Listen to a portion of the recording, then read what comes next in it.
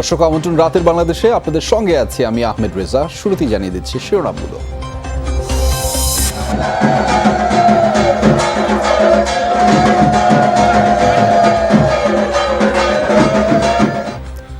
ঢাকায় না হলেও সারা দেশের রামকৃষ্ণ মিশনে কুমারী পূজা। দেশের সাম্প্রদায়িক সম্প্রীতি নষ্টের ষড়যন্ত্র সফল হবে না বললেন রাজনৈতিক নেতারা। কাল 12 থেকে 17 বছর বয়সীদের দেয়া হবে পরীক্ষামূলক করোনার টিকা। কোভিডে প্রাণ হারালেন আরো 17 জন। বিএনপি সরকারের ব্যর্থতায় 91 ঘূর্ণিঝড়ে লক্ষাধিক প্রাণহানি ঘটে। দুর্যোগ প্রশমন দিবসের আলোচনায় প্রধানমন্ত্রী। পার্লামেন্টে যখন আমি বিষয়টা তুলে ধরি তখনকার প্রধানমন্ত্রী খালেদা জিয়া বলেছিল যত মানুষ মরার কথা ছিল তত মানুষ মরে নাই। আমি উঠে জিজ্ঞেস করলাম কত মানুষ মরলে আপনার তত মানুষ হবে, সেটা আপনাকে বলতে হবে। খালেদা জিয়ার চিকিৎসা দেশে সম্ভব নয় বলছে বিএনপি। কারাগারে থাকা অবস্থায় স্বাস্থ্যসেবা না দেওয়ার অভিযোগ। ইভ্যালি পরিচালনা বোর্ডের জন্য 3 সাবেক সচিবের নাম প্রস্তাব মন্ত্রণালয়ের। যাচাই বাছাই করে 18 অক্টোবর আদেশ দেবেন হাইকোর্ট। শেষ মুহূর্তে রেফারির বিতর্কিত সিদ্ধান্তে সাফ ফাইনালের স্বপ্ন ভাঙল বাংলাদেশের। নেপালের সাথে 1-1 গোলে ড্র করে বিদায় জামাল ভুঁইয়াদের। দর্শক এছাড়াও রাতের বাংলাদেশে থাকছে শুল্ক কমালে তেল চিনির দরে লাভবান হবে উৎপাদক কোম্পানি, বলছেন ডিলাররা। প্রয়োজন খুচরা পাইকারি ও মিল গেটের সমন্বিত তদারকি। আন্তর্জাতিক বাজারে যদি র্যান্ডাম বাড়তে থাকে তাহলে শুল্ক কমায় আসলে আদৌ কিছু হবে কিনা মনিটরিং করতে হবে মেল মালিকদের সাথে, মেলে গিয়ে যে তারা কি রেটে মাল মার্কেটে ছাড়তেছে।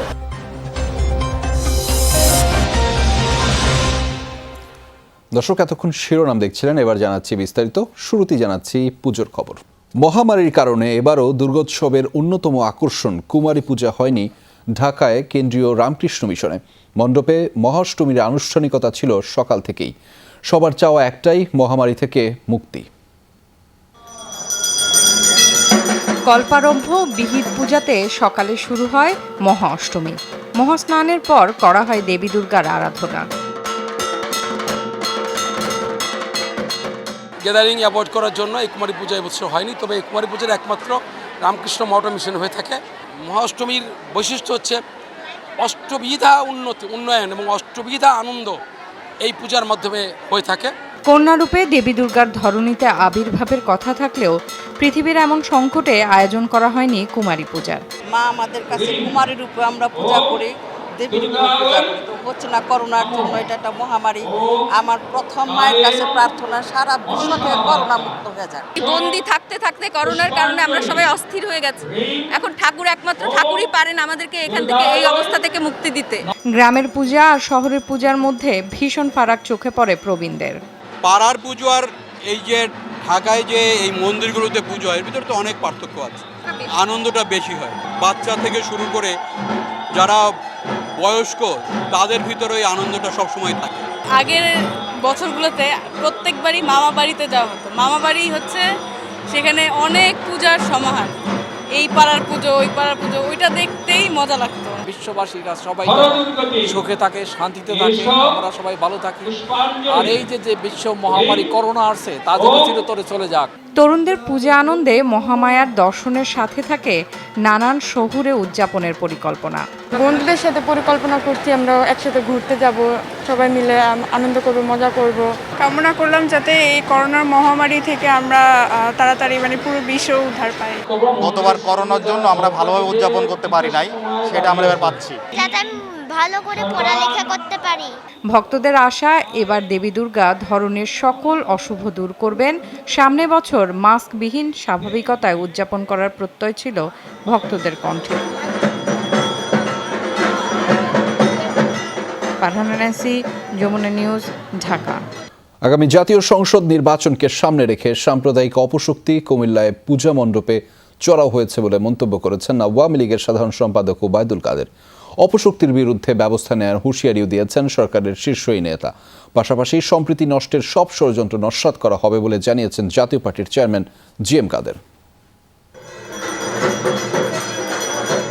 করোনা মহামারীতে রাজধানীতে কুমারী পূজা না হলেও ধর্মীয় আচারে কোনো কমতি ছিল না। সন্ধ্যায় যথারীতি হয়েছে বিহিত পূজা। এর আগে বিকেলে ঢাকেশ্বরী পূজা মণ্ডপ পরিদর্শন করেন জাতীয় পার্টির চেয়ারম্যান জিএম কাদের। আওয়ামী লীগের নেতাদের সঙ্গে নিয়ে আসেন দক্ষিণের মেয়র শেখ ফজলেনুর তাপস। এসেছেন ধর্ম প্রতিমন্ত্রীও। সবাই অভয় দিয়েছেন সনাতন ধর্মাবলম্বীদের। ধর্ম যার যার, উৎসব সবার। আমরা আপনাদের উৎসবে, আপনাদের আনন্দে অংশীদার, আপনাদের আনন্দ এবং আপনাদের উৎসবে আমরা ভাগীদার। আপনাদের সাথে একসাথে মিলে আমরা এই উৎসব উদযাপন করছি। আপনারা কখনোই মনে করবেন না যে আমরা আপনাদের থেকে দূরে আছি। আপনারা আপনার ভাই, আমরা একসাথে সকলে মিলে দেশ স্বাধীন করেছি। আমরা একসঙ্গে সকলে মিলে সামনের দিকে দেশকে এগিয়ে নিয়ে যাব। ধর্মীয় সম্প্রীতি বিনষ্ট করার উদ্দেশ্যে যে কেউ এই ঘটনার সাথে জড়িত থাকুক তাদেরকে অবশ্যই আইনের আওতায় এনে উপযুক্ত শাস্তির ব্যবস্থা গ্রহণ করা হবে। রাজধানীর খামারবাড়ি পূজা মণ্ডপ পরিদর্শনে এসে আওয়ামী লীগ সাধারণ সম্পাদক বলেন, কুমিল্লায় মণ্ডপে চড়াও হওয়া দুষ্কৃতিকারীদের ছাড় দেয়া হবে না।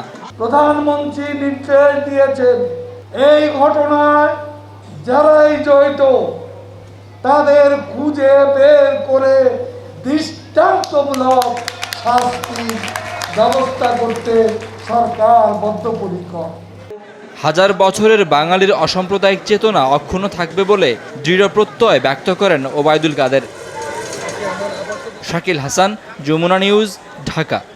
পরীক্ষামূলকভাবে কাল থেকে 12 থেকে 17 বছর বয়সীদের করোনার টিকাদান কর্মসূচি শুরু হবে, জানিয়েছেন স্বাস্থ্য অধিদপ্তরের মহাপরিচালক অধ্যাপক ডাক্তার আবুল বাশার মোহাম্মদ খুরশিদ আলম। দুপুরে ফেসবুক লাইভে এসে তিনি এই তথ্য জানান। বলেন, বৃহস্পতিবার বেলা 12টায় পরীক্ষামূলকভাবে মানিকগঞ্জের কর্নেল মালেক মেডিকেল কলেজের শিশুদের টিকাদান কর্মসূচি শুরু হবে। তিনি আরও জানান, প্রাথমিকভাবে মানিকগঞ্জের 2টি সরকারি স্কুলের ছেলে মেয়েদের ফাইজারের টিকা দেয়া হবে। যাদের ভ্যাকসিন দেয়া হবে তাদের 10 থেকে 15 দিন পর্যবেক্ষণে করা হবে। পরে রাজধানীতেও বড় আকারে টিকাদান কার্যক্রম শুরু হবে বলেও জানান মহাপরিচালক। প্রাথমিকভাবে 2টো সরকারি স্কুলের 12 থেকে 17 বছর পর্যন্ত ছেলে মেয়েদের বেছে নিয়েছি এবং আমরা তাদেরকে ফাইজারের টিকাটা দেব। এই টিকা দেবার পরে আমরা 10 থেকে 14 দিন পর্যবেক্ষণ করব শিশুদের কোনো পার্শ্ব প্রতিক্রিয়া হয় কিনা। এদিকে 24 ঘন্টায় দেশে করোনায় প্রাণ হারিয়েছেন আরও 17 জন। এ নিয়ে মোট মৃত্যু 27,730 জনের। 24 ঘন্টায় নতুন করে করোনা শনাক্ত হয়েছে 518 জনের। পরীক্ষার অনুপাতে শনাক্তের হার 2.34%। নমুনা পরীক্ষা হয়েছে 22,153টি। এই পর্যন্ত শনাক্ত 15,64,019 জনের। 24 ঘন্টায় সুস্থ হয়েছেন 505 জন। মোট সুস্থ 15,25,673 জন।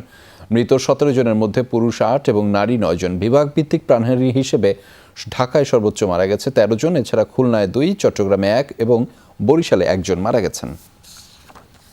বিএনপি সরকারের ব্যর্থতার কারণেই 91-এর ঘূর্ণিঝড়ে দেশের লক্ষাধিক মানুষ প্রাণ হারিয়েছে বলেছেন প্রধানমন্ত্রী শেখ হাসিনা। সরকারের উদ্যোগের ফলে ঝুঁকি মোকাবেলায় সারা বিশ্বে আদর্শ দেশ হিসেবে বাংলাদেশ স্থান করে নিয়েছে বলেও জানিয়েছেন তিনি। আন্তর্জাতিক দুর্যোগ প্রশমন দিবসের আলোচনায় কথা বলেন প্রধানমন্ত্রী। প্রশমন দিবস 2021 উদযাপন ঘূর্ণিঝড় প্রস্তুতি কর্মসূচির 50 বছর পূর্তি উপলক্ষে ওসমানী স্মৃতি মিলনায়তনে আলোচনা সভার আয়োজন। অনুষ্ঠানে গণভবন থেকে যোগ দেন প্রধানমন্ত্রী শেখ হাসিনা। আজীবন সম্মাননা প্রাপ্ত সিপিপির সাইদুর রহমান। শুরুতেই সাইক্লোন প্রিপেয়ার্ডনেস প্রোগ্রাম বা ঘূর্ণিঝড় প্রস্তুতি কর্মসূচিতে অবদান রাখায় 9 জনকে আজীবন সম্মাননা জানানো হয়। শোভারানী দাস। প্রধানমন্ত্রীর বক্তব্যে উঠে আসে 91 সালের প্রলয়ঙ্করী ঘূর্ণিঝড়ের কথা। বলেন, সরকারে থেকেও সেই সময় জনগণের পাশে দাঁড়ায়নি বিএনপি। লক্ষ লক্ষ মানুষ কিন্তু মারা যায়, কিন্তু তখন তারা স্বীকার করেনি। এখন আমার মনে আছে যে পার্লামেন্টে যখন এই বিষয়টা তুলে ধরি তখনকার প্রধানমন্ত্রী খালেদা জিয়া বলেছিল যত মানুষ মরার কথা ছিল তত মানুষ মরে নাই। এই কথাটা আমার খুব লেগেছিল। তা আমি উঠে জিজ্ঞেস করলাম, কত মানুষ মরলে আপনার তত মানুষ হবে সেটা আপনাকে বলতে হবে। দুর্যোগ প্রবণ বাংলাদেশে সচেতনতা বৃদ্ধি এবং দুর্যোগ সহনশীল অবকাঠামো তৈরি করতে আহ্বানও জানান প্রধানমন্ত্রী। বন্যা আমাদের আসবেই, আর বন্যা আমাদেরকে পলি দেয়, জমি উর্বর করে। কাজে বন্যা আমাদেরকে নিয়ন্ত্রণ করা বা বন্যার সাথে বসবাস করার অভ্যাস আমাদের করতে হবে। কাজে বন্যার সাথে বসবাস করবার মতো মানুষ যেন ক্ষতিগ্রস্ত না হয়, সম্পদ যেন ক্ষতিগ্রস্ত না হয়, সেইভাবেই আমাদের উন্নয়ন প্রকল্প নিতে হবে এবং প্রতিটি এলাকায় আমাদের জলাধার থাকতে হবে।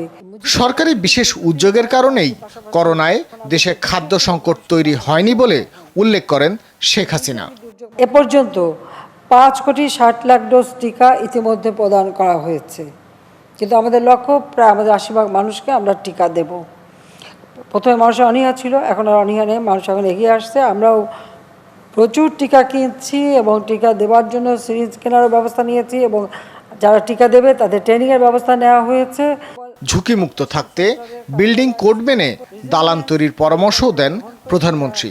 যে কোনো দুর্যোগে আর কেউ না যাক, আওয়ামী লীগের নেতাকর্মী সবসময় পাশে থাকে। ভাস্কর ভাদুরী, যমুনা নিউজ, ঢাকা। কারাগারে থাকা অবস্থায় কোনো চিকিৎসাই পাননি বিএনপি চেয়ারপারসন খালেদা জিয়া, যে কারণে পুরনো অনেক রোগ জটিল আকার ধারণ করেছে, এমন অভিযোগ করেছেন বিএনপি মহাসচিব মির্জা ফখরুল ইসলাম আলমগীর। তিনি বলেন, খালেদা জিয়ার অনেক রোগের চিকিৎসা দেশে সম্ভব নয়। উন্নত চিকিৎসার জন্য বিদেশে নিতে কেন তাকে জামিন দেওয়া হচ্ছে না জানতে চেয়েছেন তিনি। ডিআরইতে এক আলোচনা সভায় নানা ইস্যুতে সরকারের সমালোচনা করেন মির্জা ফখরুল। বলেন, দেশে রক্ষায় সরকার হটানো ছাড়া বিকল্প নেই। মঙ্গলবার বিকেলে হঠাৎ করেই হাসপাতালে ভর্তি হন BNP chairperson Khaleda Zia.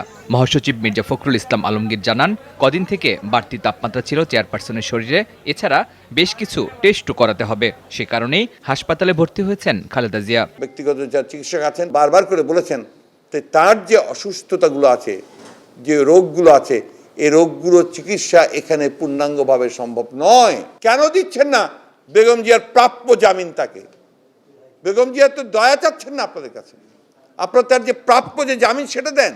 Corona আক্রান্ত হওয়ার পর গত 27 এপ্রিল প্রায় 2 মাস হাসপাতালে ছিলেন বিএনপি চেয়ারপারসন। তখন পরিস্থিতি অবনতি হলে আইসিইউতেও নেওয়া হয়েছিল তাকে। মির্জা ফখরুল অভিযোগ করেছেন, কারাগারে থাকা অবস্থায় কোনো চিকিৎসাই পাননি তিনি, তাই জটিলতা বেড়েছে কয়েক গুণ। যে 3 বছর তিনি জেলে ছিলেন তার কোনো চিকিৎসা হয়নি।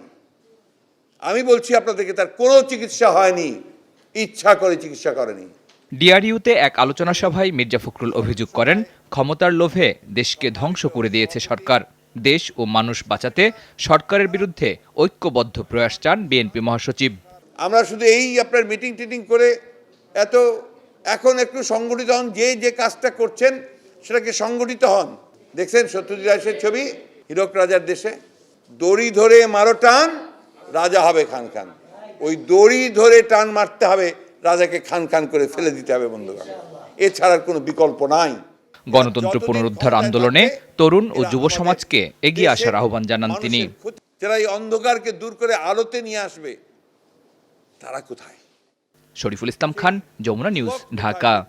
দেশের চিকিৎসায় বিএনপি চেয়ারপারসন সুস্থ হয়েছেন, এবারও সুস্থ হয়ে বাসায় ফিরবেন, একথা বলেছেন তথ্য সম্প্রচার মন্ত্রী ডক্টর হাসান মাহমুদ। সকালে রাজধানীর অফিসার্স ক্লাবের বিজনেস বাংলাদেশের 5ম বর্ষে পদার্পণ অনুষ্ঠানে তিনি এই মন্তব্য করেছেন।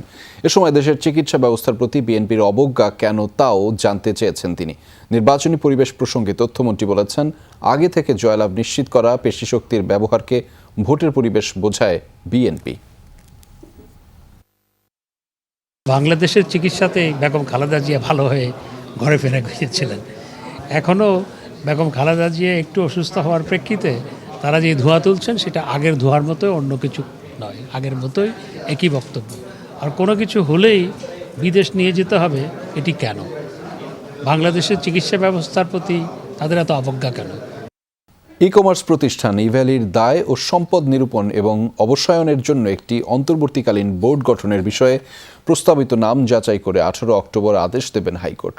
আজ বোর্ড গঠনের বিষয়ে বাণিজ্য মন্ত্রণালয়ে 3 জন সাবেক সচিবের নাম প্রস্তাব করলে বিচারপতি খুরশিদ আলম সরকারের বেঞ্চ এই আদেশ দেন। হাইকোর্ট ইভ্যালির জন্য 4 সদস্যের একটি অন্তর্বর্তীকালীন বোর্ড গঠনের সিদ্ধান্ত নেন মঙ্গলবার। প্রতিষ্ঠানটির দায় দেনা ও সম্পদ নিরূপণ এবং অবসানের বিষয়ে কাজ করবে তারা। বোর্ড গঠন হবে একজন অবসরপ্রাপ্ত বিচারপতি, একজন সাবেক সচিব, একজন চার্টার্ড অ্যাকাউন্ট্যান্ট এবং একজন আইনজীবীর সমন্বয়ে। তারই ধারাবাহিকতায় বুধবার বোর্ড গঠনের বিষয়ে বাণিজ্য মন্ত্রণালয় হাইকোর্টে 3 জন সাবেক সচিবের নাম প্রস্তাব করে। বাণিজ্য মন্ত্রণালয়ের প্রস্তাবিত 3 জন হলেন ভূমি মন্ত্রণালয়ের সাবেক সচিব মাকসুদুর রহমান পাটোয়ারি, ভূমি সংস্কার বোর্ডের সাবেক সচিব ইয়াকুব আলী পাটোয়ারি এবং স্থানীয় সরকার মন্ত্রণালয়ের সাবেক সচিব রেজাউল আহসান। বাণিজ্য মন্ত্রণালয়কে তিনি নির্দেশনা প্রদান করেন যেন 3 জন অবসরপ্রাপ্ত সচিবের নাম তার নিকট জমা প্রদান করা হয়। সেই হিসাবে আমরা আজকে 3 জন অবসরপ্রাপ্ত সচিব মহোদয়ের নাম আমরা জমা দিয়েছি। হাইকোর্ট জানান এই নামগুলো তারা যাচাই বাছাই ও পর্যালোচনা করবেন। এরপর একজন করে অবসরপ্রাপ্ত বিচারপতি, চার্টার্ড অ্যাকাউন্ট্যান্ট ও আইনজীবীর নামও পর্যালোচনা করবে আদালত। এরপর 18 অক্টোবর বোর্ড গঠনের আদেশ দেওয়া হবে।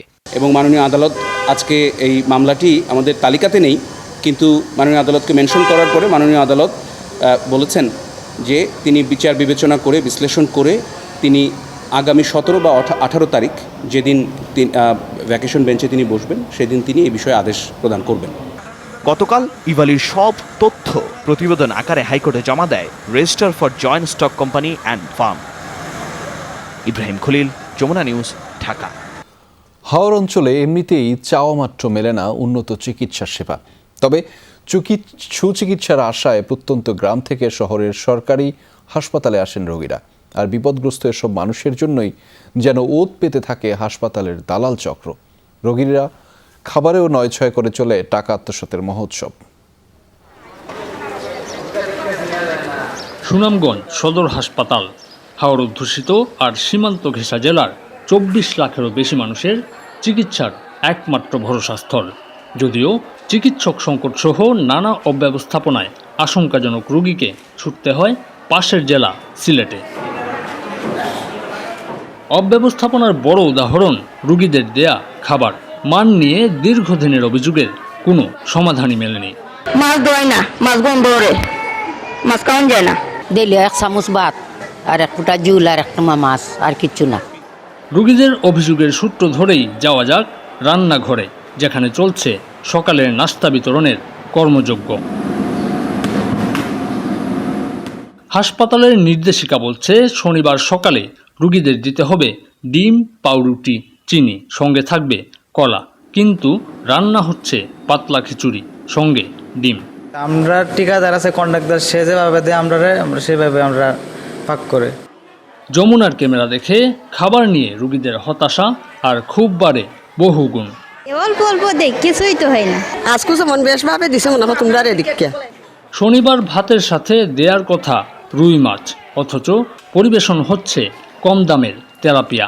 সপ্তাহে মুরগির মাংস সহ ভালো মানের খাবার দেওয়ার কথা থাকলেও রোগীরা বলছেন পাঙ্গাসই যেন ভরসা ঠিকাদারদের। ফাঙ্গাস আর সিরবানুরা রইতে আকি রৌ মাছ আমরা কোনো খাই না।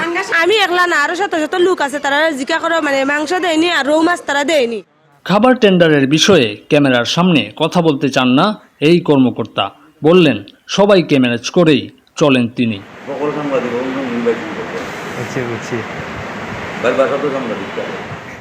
অপরিচ্ছন্নতা আর নার্সদের দুর্ব্যবহারেও অতিষ্ঠ রোগী ও স্বজনরা। রোগীর বিছানার বালিশ কিংবা চিকিৎসকদের দৃষ্টি আকর্ষণ সবকিছুর জন্যই দালালকে দিতে হয় টাকা। কয়া কি তোমার এই টাকা লাগবো, এই রুম থেকে আনলে 40-50 টাকা দেন, ওই রকম সমস্যা। এখানে নার্সরা আর ওই যে সুইপার এরা ডিমান্ড বেশি। এরা ওই যে এরা আছে মুছে না যাবার এলাকায় একবার মুশকিল আসে 2-3 দিন যায় মুছেই না। সুস্থ জায়গায় রোগী অসুস্থ হয়ে পড়তেছে। ঔষধ জালিয়াতি চক্রের কর্মকাণ্ড ভয়াবহ। নিজেকে আড়াল রাখার শর্তে এক কর্মচারী জানান চিকিৎসকের নির্দেশিত ওষুধ পরিবর্তন করে রোগীকে দেয়া হয় বিনামূল্যের ওষুধ, যেই টাকা চলে যায় দালালদের পকেটে। ওষুধের নাম হয়েছে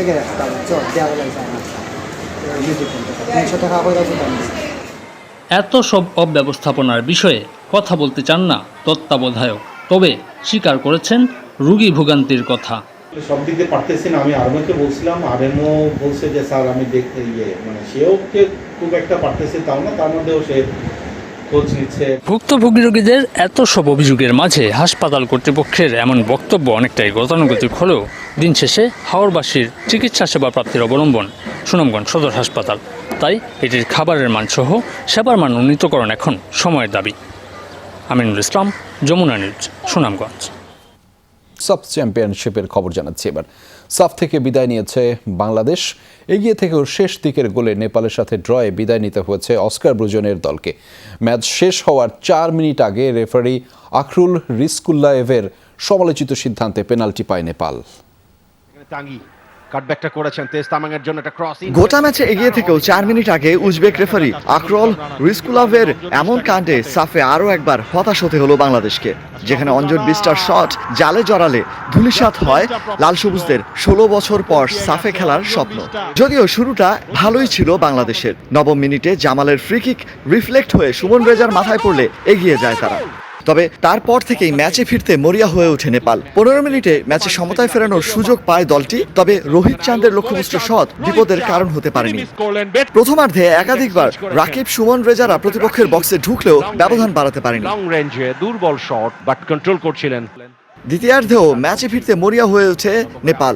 তাদের একের পর এক চেষ্টা পূর্ণতা পায়নি, তবে বারবারই প্রতিপক্ষের আক্রমণ প্রতিহত করতে থাকা জিকো এবার পেয়ে বসেন লাল কার্ড। রাকিবের দুর্বল ব্যাক পাস নেপালের ফরওয়ার্ড পেয়ে গেলে বেরিয়ে আসেন জিকো, হাত দিয়ে বল ধরে ছাড়েন মাঠ। Complete disaster for Bangladesh. জিকোর কিছুই করার ছিল না। আর 86 মিনিটে রেফারির এমন কাণ্ডে তো পুরো আসর থেকেই ছিটকে যায় বাংলাদেশ। শেষ পর্যন্ত অঞ্জন বিস্তার। একদিকে লাল সবুজদের হতাশা, আরেকদিকে প্রথমবারের মতো সাফের ফাইনালে উঠতে পারার বিজয় উৎসব নেপালিদের। পাশাপাশি দুটি ডাগ আউট হয়তোবা কখনোই এক হতে পারে না, কারণ ম্যাচে জয় পরাজয় থাকেই। কিন্তু এই নেপালের বিপক্ষেই প্রতিবার হার মেনে সাফ থেকে বিদায় নিতে হয় বাংলাদেশের, তা আরও একবার পুনরাবৃত্তি হলো। তবে আজকের ম্যাচের শেষ 4 মিনিটে রেফারির যে বিতর্কিত পেনাল্টির সিদ্ধান্ত ছিল, সেটিই আসলে মূল কারণ হয়ে থাকবে এই ম্যাচের ভাগ্য গড়ে দেওয়ার। অলোক হাসান, যমুনা স্পোর্টস, মালে, মালদ্বীপ। শুধু শুল্ক কমালে তেল ও চিনির দরে কোনো প্রভাব পড়বে না। আমদানির ব্যয় ও প্রচলিত দামের সাথে মিল থাকতে হবে, তা না হলে সুফল পাবে কেবল উৎপাদক কোম্পানি। এমন দাবি ডিলার ও খুচরা ব্যবসায়ীদের। অভিযোগ, করোনার লোকসান পুষিয়ে নিচ্ছে বড় ব্যবসায়ীরা। তাদের নিয়ন্ত্রণ করা না গেলে নিত্যপণ্যের দাম নিয়ে বিপদে পড়তে হবে। বাজার মানেই এখন মন খারাপের রাজ্য। ফর্দ হাতে হতাশ আনাগোনা ক্রেতাদের, বিনিয়োগ আর ব্যয়ের হিসাব মেলাতে ব্যস্ত খুচরা ব্যবসায়ীরা। দাম বাড়েনি, দোকানে এমন পণ্য খুঁজে পাওয়া দুষ্কর। দামের পারদ আরও চড়ে চিনি আর তেলের বাজারে। সরকারের নতুন ঘোষণা, এসব পণ্যের আমদানি শুল্ক ও অগ্রিম কর প্রত্যাহার হবে। এরপর দামে এদিক ওদিক হলে কঠোর হবে প্রশাসন। কিন্তু তাতে কি এসে যায়? আপাতত এসব আলোচনার কোনো প্রভাব নেই খুচরা বাজারে। খোলা চিনির কেজি এখনও 75 থেকে 80 টাকা, প্যাকেটজাত হলেই দাম আরও বেশি। 700 টাকার নিচে মিলছে না সয়াবিন তেলের 5 লিটারের বোতল। আর এইসবের জন্য ডিলারদের দুষছেন ব্যবসায়ীরা। জিনিসের দামও বাড়ছে, লাভও কমায় দিছে। এখন আমরা যদি কোম্পানির প্রশ্ন করি যে ভাই এই জিনিসটা তো আপনারা লাভ কমায় দিচ্ছেন, রেট বাড়াইছেন, রেট বাড়াইলে লাভের সংখ্যা বাড়ায় দেন, তারা বলে সরকার ট্যাক্স ভ্যাট বাড়াইছে, এটা বাড়ানো যাবে না। অনেকে সানফ্লাওয়ার খায়, তো সানফ্লাওয়ারও দাম বাড়াইছে, এখন সয়াবিন তেল খায়। একটা তেলে আমরা সর্বোচ্চ 10 টাকা লাভ করি, এর বেশি আমরা লাভ করি না। আমরা যদি একটা লাভ করতে যাই বেশি, অন্য দোকানদার কাছে অন্য দোকানদার কম বিক্রি করবে। ডিলারদের যুক্তি অবশ্য ভিন্ন। তারা বলছেন আমদানি শুল্ক ও অগ্রিম কর কমানোর সুফল পাবে উৎপাদক কোম্পানি। দিন শেষে মিলগেটের দাম না কমলে ক্রেতার জন্য কোনো সুখবর নেই। দাবি, শুধু খুচরা বাজারে অভিযান চালালে কোনো লাভই হবে না। আন্তর্জাতিক বাজারে যদি র্যান্ডাম বাড়তে থাকে তাহলে শুল্ক কমায় আসলে আদৌ কিছু হবে কিনা আমার মনে হয় না, কারণ আন্তর্জাতিক বাজার বাড়তে থাকলে শুল্ক যে পরিমাণ কমাবে তাতে কভার হবে না। মনিটরিং করতে হবে মেল মালিকদের সাথে, মেলে গিয়ে যে তারা কি রেটে মাল মার্কেটে ছাড়তেছে। আমাদের এখানে 10 পয়সা 20 পয়সা কেজিতে লাভ হইলে আমরা মাল ছেড়ে দিই, তাহলে কাস্টমার আমরা ধরতে পারতেছি না। বাজারে অনেক দোকান। সরকারি পরিসংখ্যান বলছে গত এক বছরে দেশে সয়াবিন তেলের দাম বেড়েছে 43%, চিনির ক্ষেত্রে এই হার 27%। তৌহিদ হোসেন, যমুনা নিউজ, ঢাকা। সংবিধান অনুসারে নির্বাচন কমিশন গঠনে আইন প্রণয়নের নির্দেশনা চেয়ে হাইকোর্টে রিট হয়েছে। এতে আইন প্রণয়নের আগ পর্যন্ত নির্বাচন কমিশন গঠন সংক্রান্ত যাবতীয় কার্যক্রম স্থগিত রাখতে বলা হয়েছে। বুধবার বিচারপতি মোহাম্মদ মুজিবুর রহমান মিয়া ও বিচারপতি মোহাম্মদ কামরুল হোসেন মোল্লার হাইকোর্ট বেঞ্চে রিট আবেদনটি করা হয়। সুপ্রিম কোর্টের আইনজীবী ও নিবন্ধনভুক্ত রাজনৈতিক দল বাংলাদেশ কংগ্রেসের মহাসচিব অ্যাডভোকেট মোহাম্মদ ইয়ারুল ইসলাম রিটটি করেছেন। আইন সচিব ও প্রধান নির্বাচন কমিশনারকে রিটে বিবাদী করা হয়েছে।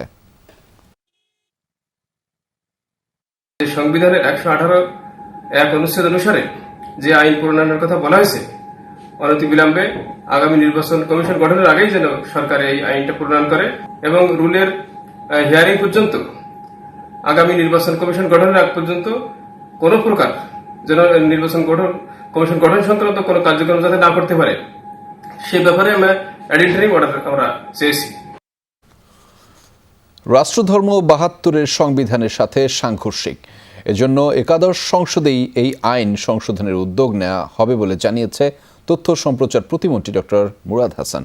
সচিবালয়ে শারদীয় দুর্গাপূজা নিয়ে কথা বলতে গিয়ে তিনি এসব কথা বলেন।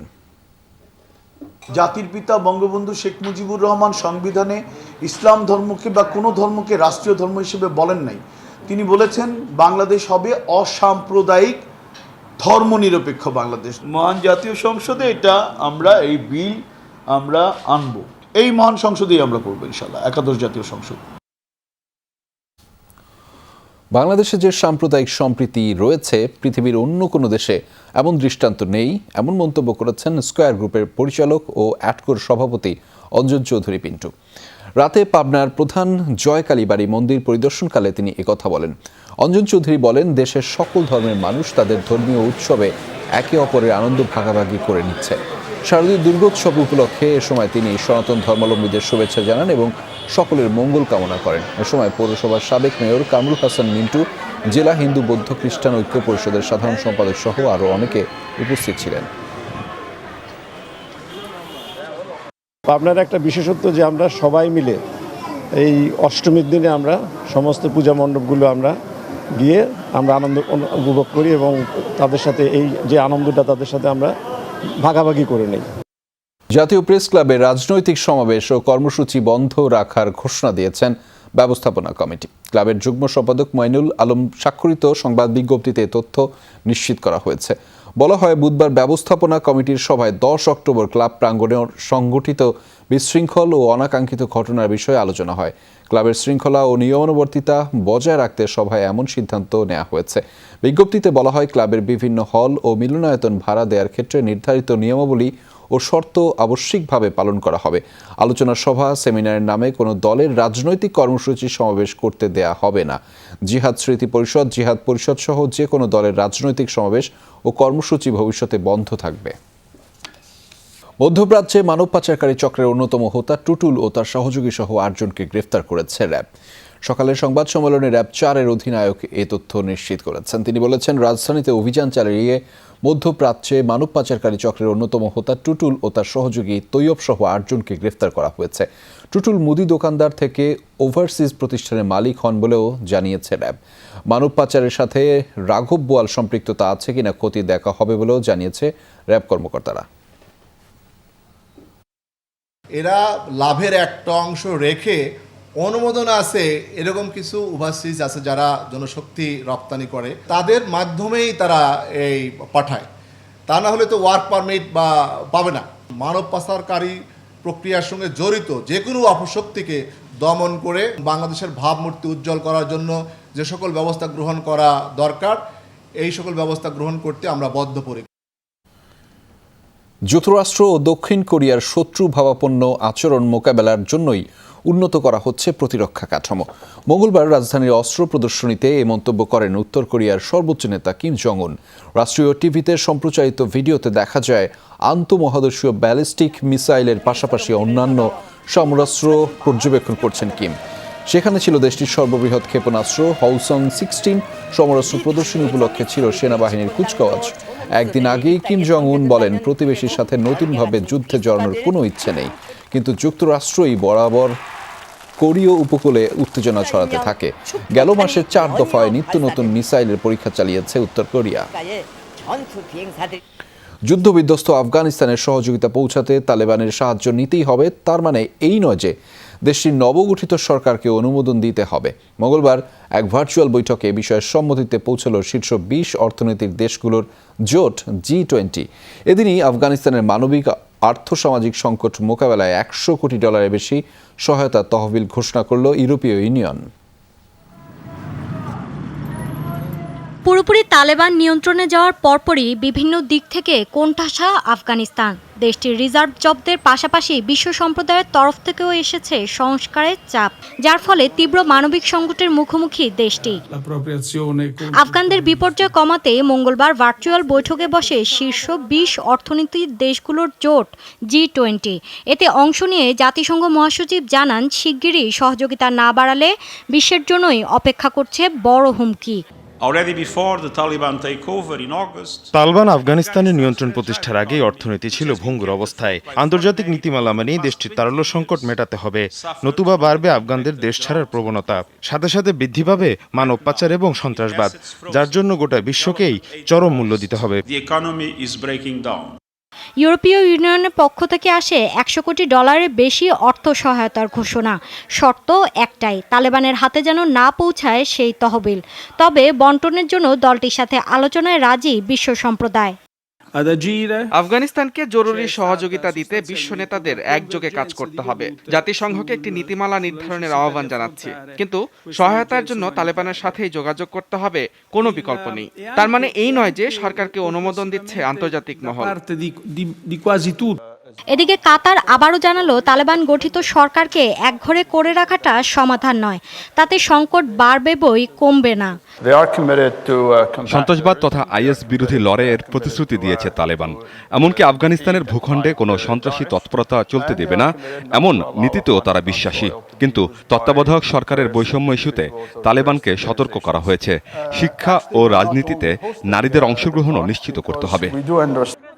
তালেবান ক্ষমতা গ্রহণের পর এটাই আফগানিস্তান ইস্যুতে G20-র প্রথম শীর্ষ সম্মেলন, যেখানে ছিলেন না চীন ও রাশিয়ার প্রেসিডেন্ট। ভার্চুয়াল বৈঠকে যোগ দেন তাদের প্রতিনিধিরা।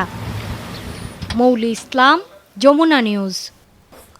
দর্শক, এই ছিল রাতের বাংলাদেশের আয়োজনে। এতক্ষণ আমাদের সাথে থাকার জন্য সবাইকে ধন্যবাদ।